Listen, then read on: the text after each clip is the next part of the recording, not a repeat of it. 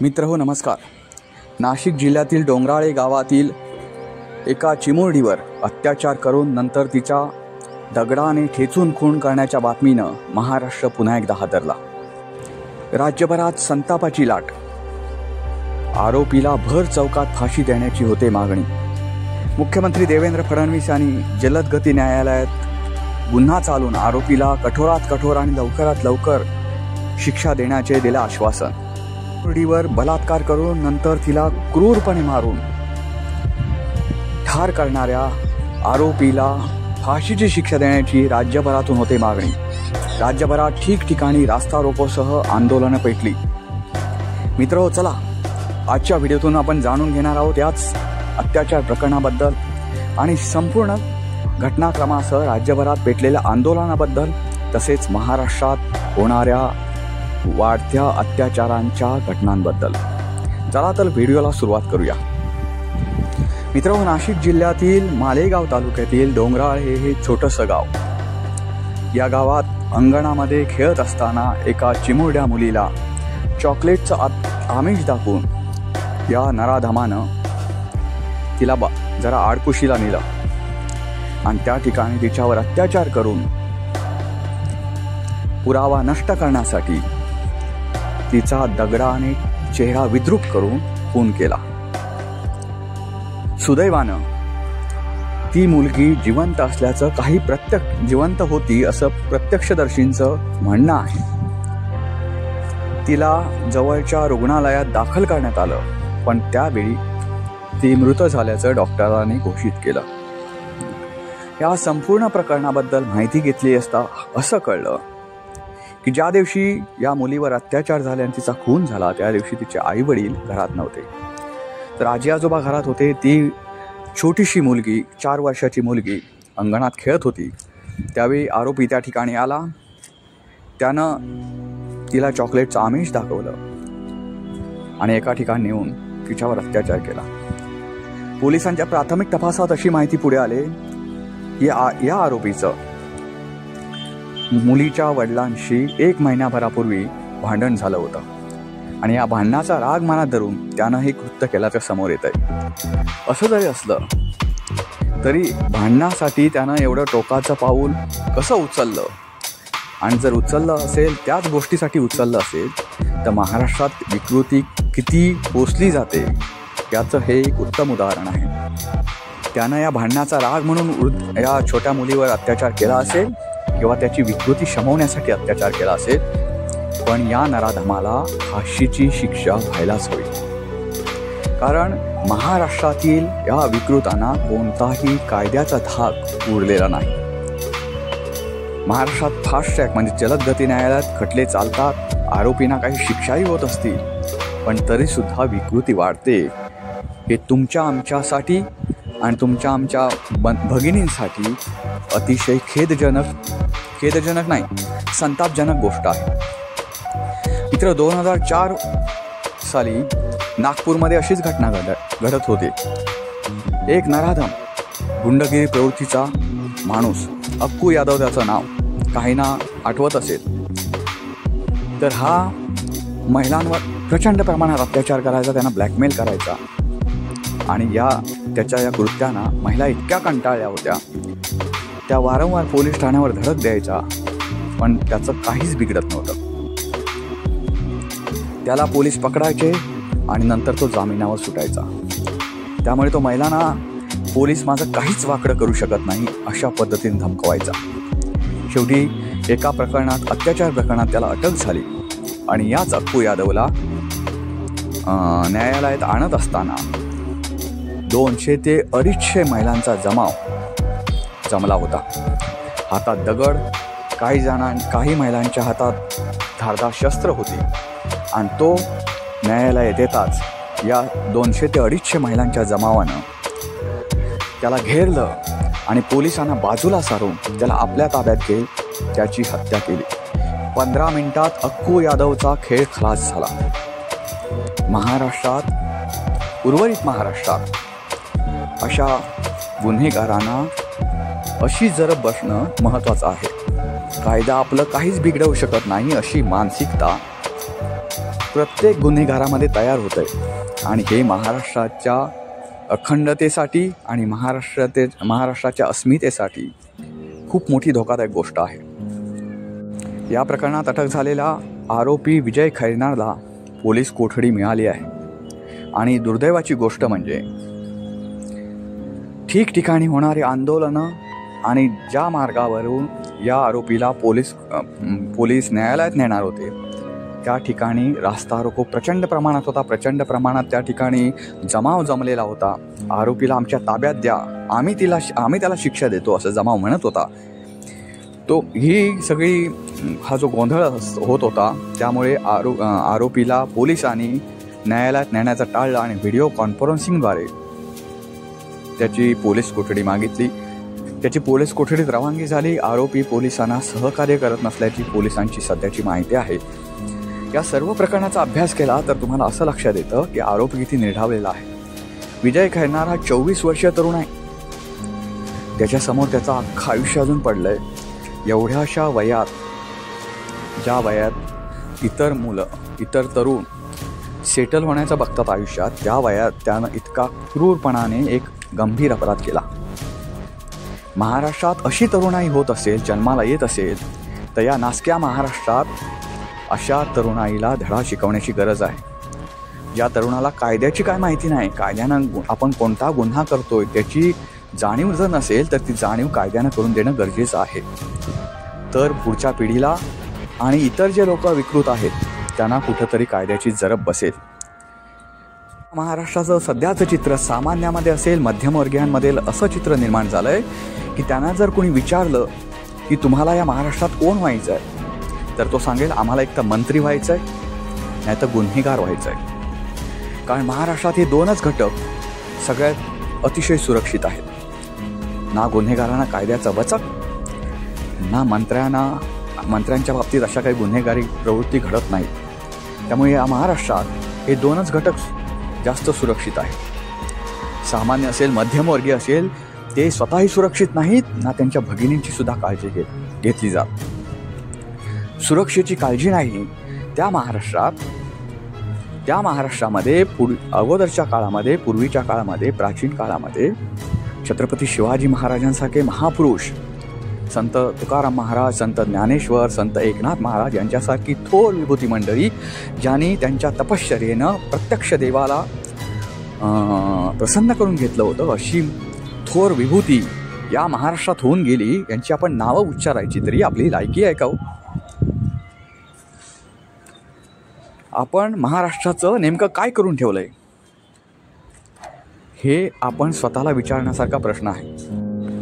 चोर, रोडे, बलात्कार, अत्याचार अशा विविध घटनांनी वृत्तपत्रांचे रकानेच्या रकाने भरत आहेत. आणि एवढं घडून सुद्धा ज्याच्या बाबतीत घडतं त्याच्या पलीकडं महाराष्ट्रात कुठंही काही प्रतिक्रिया व्यक्त होत नाही. ही खूप शरमेची गोष्ट आहे. चिमुरडीवर झालेल्या अत्याचारानं आणि नंतर तिचा क्रूर पद्धतीनं करण्यात आलेल्या खुनामुळे महाराष्ट्र निश्चित पेटून उठलाय. पण मित्रांनो, तो तितक्याच जलद गतीनं शांत होतो. नंतर ती घटना विसरून जातो आणि आरोपी मोकाट सुटतात. हे खूप दुर्दैवी आहे. तुम्ही पुण्यातील वैष्णवी हगवणे प्रकरण बघितलं असाल.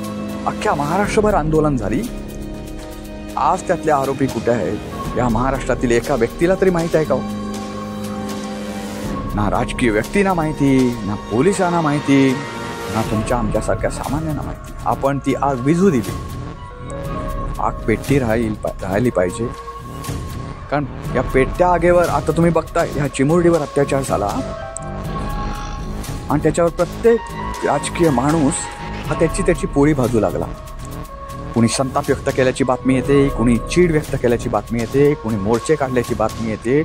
अरे बाबांनो, सगळं तुमच्या हातात आहे. तुम्हीच महाराष्ट्राचे भाग्यविधाते आहात. मग प्रॉब्लेम काय आहे अशा अत्याचाराच्या घटना रोखण्यामध्ये? त्या कुणी रोखायच्या? कायद्यांना रोखण्यासाठी कायदा निर्माण केला, संविधान निर्माण केलं. त्याचा धाक जर लोकांना उरला नसेल तर कुठले संविधान दिन वगैरे साजरे करता तुम्ही? कसले कायदा दिन वगैरे साजरे करता आणि कशाला करता? ते लाडक्या बहिणीसारखी योजना आणली, पण त्या बहिणीची मुलगी सुरक्षित आहे का हो या जगामध्ये? तिला 1500 रुपये देण्यापेक्षा महिन्यात कुठली लाडकी बहीण अशी काय उपाशीपोटी मरत नाही. ती मरते अत्याचाराने. उपाशीपोटी या महाराष्ट्रामध्ये कुठलीही लाडकी बहीण किंवा त्या लाडक्या बहिणीची मुलगी उपाशी मरत नाही.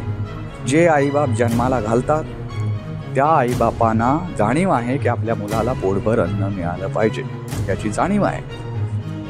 आणि जे कुपोषित वगैरे मुलांचा प्रश्न असेल तर त्याच्यासाठी वेगळी योजना आहे. त्यामुळे उर्वरित महाराष्ट्रामध्ये कुठलीही भगिनी किंवा तिची मुलं अशी उपाशीपोटी मरत नाही. मरतात ती अत्याचार होऊन खून केल्यामुळे अशामुळे मरतात. तर त्यांना सुरक्षा देण्यासाठी 1,500 रुपये खर्च वाढवा. त्यांना त्यांच्या पदरात टाकण्याऐवजी त्यांच्या सुरक्षेच्या पदरात टाका. त्यांची सुरक्षा द्या आणि कायद्याचा धाक वाढवा. देवेंद्र फडणवीस ज्यावेळी गृहमंत्रीपदावर आले, हट्टानं बसले गृहमंत्रीपद घेऊन, त्यावेळी वाटलं होतं की कायद्याचा धाक वाढेल, पण तसं काहीच झालं नाही. खेदानं म्हणावं असं वाटतं की तसं काहीच झालं नाही. उलट महाराष्ट्र बिहारच्या जवळ जाऊन कधी बसला आम्हाला सुद्धा कळलं नाही. सॉरी बिहारचं नाव घेण्याची सुद्धा आपली पात्रता नाही मित्रांनो. बिहारमध्ये गेलात तर बिहार आता खूप सुधारला आहे. भलेही त्यातली काही टक्के लोक आपल्या महाराष्ट्रात रोजगारासाठी येत असतील, पण IPA पूर्वी आपण UPला नावं ठेवायचो, उत्तर प्रदेशला नावं ठेवायचो. त्यातली भैया मंडळीसुद्धा काही आपल्या महाराष्ट्रात येतात रोजगारासाठी. पण IPS IAS झालेले जास्त लोक तिकडचेच तुम्हाला दिसतील, UP बिहारचे. ती लोक सुधारली, आपण सुधारलो नाही, आहे त्यापेक्षा बिघडलो. आणि आपल्याला बिघडवलं जातंय तुमची आमची माती भडकवून.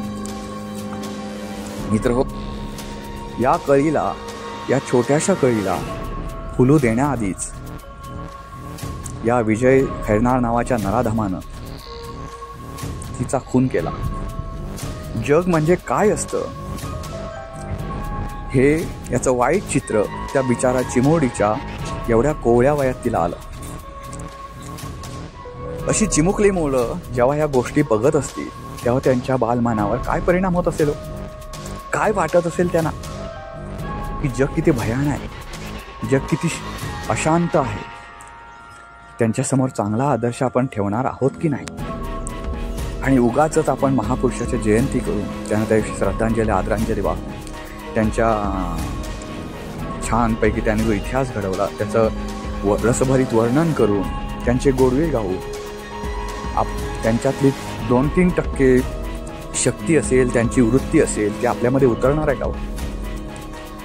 मला या राज्याच्या गृहमंत्र्यांना सांगायचं आहे, फडणवीस साहेबांना सांगायचं आहे, तुम्हाला सुद्धा एक मुलगी आहे, तुम्हाला इतर मुलींचा तितकाच कळवळा पाहिजे होता. अख्ख्या महाराष्ट्राला कळवळा त्या मुलीचा येऊ शकतो. अख्ख्या महाराष्ट्राला वाटतं, वारंवार वाटतं, ह्या एकाच मुलीच्या बाबतीत नाही, जेव्हा असे अत्याचार करतात किंवा अशी अत्याचार प्रवृत्ती ठेचून काढली पाहिजे, याच्यासाठी अख्खा महाराष्ट्र तुमच्या मागे उभा राहू शकतो, तुमच्या पाठीशी उभा राहू शकतो, विरोधी पक्ष तुमच्या पाठीशी उभे राहू शकतात. तर तुम्हाला एक असा कडक निर्णय घेण्यामागे काय प्रॉब्लेम आहे? तुमची सुद्धा मुलगी आहे, ती मुलगी भलेही आता सुरक्षित असेल, तुम्ही मुख्यमंत्री आहात म्हणून, पण तुम्ही कधीतरी या महाराष्ट्रातील इतर मुलींचा सुद्धा विचार करा जी तिच्या घरात सुद्धा सुरक्षित नाही आहे. कधीतरी याचा विचार करा आणि महाराष्ट्रातील प्रत्येक मुलीला, महिलांना न्याय द्या. खोट्या केसेसमध्ये नका देऊ. महिला खोट्या केसेस दाखल करतात त्याच्यामध्ये नका देऊ, पण ज्या खऱ्या केसेस आहेत, महिलांवर एवढे अत्याचार वाढत आहेत, छोट्या छोट्या मुलींवर त्यांना जगण्याचा हक्कच हिरावून घेतला जातो, त्यांना कुठं तर न्याय द्या. न्याय असा द्याल ना की पुन्हा कोणी त्यांचा जगण्याचा हक्क नाकारण्याची हिंमत करणार नाही. भाजप नेते चित्रावाग आल्या आणि म्हणे प्रचंड संतापल्या, या आरोपीचा तो सळसळता अवयवच काढून टाकला पाहिजे, ठेचून टाकला पाहिजे वगैरे अशा भाषेत वैतागल्या. मग मला काय म्हणायचं आहे, तुम्ही वैतागलात, संतापलात वगैरे मान्य आहे मला, पण ते मुख्यमंत्री का तुमच्या ओळखीचे नाहीत का? त्यांना जाऊन सांगा, तुमच्याच पक्षाचे आहेत तेच गृहमंत्री आहेत सध्या, त्यांना सांगा की बा हे असं करा, आणि त्यांच्याकडून करून घ्या ते, कारण ते स्वतः काय हलत नाही अजून. मला वाटतं त्यांचं जे हे आहेत आहार तज्ज्ञ त्यांनी ठेवलेले पोट कमी होण्यासाठी, तर त्या आहार तज्ज्ञांनी त्यांना हे सांगितलं नाही की अंगाची हालचाल करा जरा, रोज चालत चला, चालत जाण्यासाठी अख्खा महाराष्ट्र पिंजून काढा, चालत जा महाराष्ट्रभर. वारकरी जसे पंढरपूरला जातात तसे अख्ख्या महाराष्ट्रभर पदयात्रा काढा, तेव्हा तुमचं पोट पण कमी होईल, महाराष्ट्रातील दुःखसुद्धा तुम्हाला दिसतील, महाराष्ट्रातील अत्याचाराच्या घटना कशा वाढल्या ते सुद्धा तुम्हाला कळेल. किती शोकांतिका आहे होई महाराष्ट्राची, किती शोकांतिका आहे. मालेगाव सारख्या घटनेनं आपण कधीतरी धडा घेणार आहोत की नाही, सुधारणार आहोत की नाही. मित्रांनो, खरंच या संपूर्ण घटनेबद्दल आपल्याला अतीव दुःख होतंय, पण त्याच्यापेक्षा मला जे दुःख होतंय ते त्याहून वेगळ्या गोष्टीसाठी आहे की दुःख होतं ते तेवढ्यापुरतंच होतं. त्या दुःखातून ना कधी आपण काही नवीन शिकत की जे आपल्या आयुष्यभरासाठी आपल्याला उपयोगी पडेल असं काही नवीन शिकतसुद्धा नाही, आणि महत्त्वाचं म्हणजे या एका गोष्टीपासून धडासुद्धा घेत नाही. मित्रांनो, हे शासन सुधारेल की नाही माहिती नाही, आपण स्वतःला सुधारूया. नक्की आपण प्रतिज्ञा करूया की मालेगावमधील डोंगराळे गावातील ही जी छोटी मुलगी होती ती या महाराष्ट्रातील शेवटची अत्याचाराची बळी ठरलेली असेल. यापुढे महाराष्ट्रात असे हिंसक, घाणेरडे, किळसवाणे प्रकार पुन्हा होणार नाहीत. आपण प्रतिज्ञा करूया, ना मैं करूंगा न करने दूंगा, अशी प्रतिक्रिया आपण निश्चित करूया. मित्रांनो, व्हिडिओ तुम्हाला कसा वाटला नक्की कळवा, आणि तुमच्या या एकूणच प्रकरणाबद्दल काय भावना आहेत ते सुद्धा कॉमेंट बॉक्समध्ये नक्की लिहा. पुन्हा भेटू पुन्हा एका नवीन व्हिडिओसह. तोपर्यंत नमस्कार.